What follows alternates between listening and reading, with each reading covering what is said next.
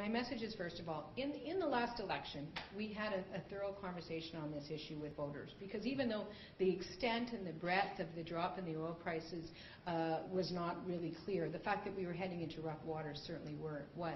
And at that time I said our priority when it came to taxes was going to be to get rid of the flat tax and to put in place a much fairer tax system. And so that's what we did. I also said that during the term of the election, or the term between that election and the next election, that I would not introduce a sales tax. And I am committed to that. And I've said that repeatedly, and I will say it again. And the reason for that is twofold.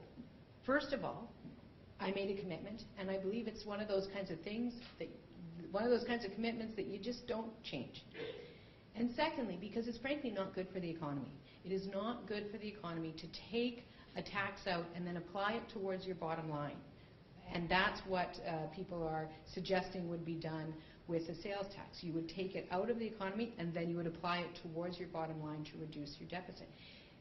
So that is my concern, is that right now we are in the midst of the greatest economic shock that the province has experienced in at least a couple of generations.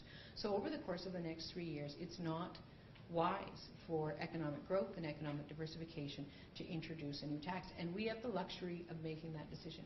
What I said this morning is that going forward, like over the 10-year horizon, will Albertans ultimately want to have a conversation about a whole range of potential revenue-generating mechanisms? Perhaps. And I think that's, quite frankly, I think that's wise. I think it's wise for all citizens to have that discussion. But that is not the plan within the term of this government.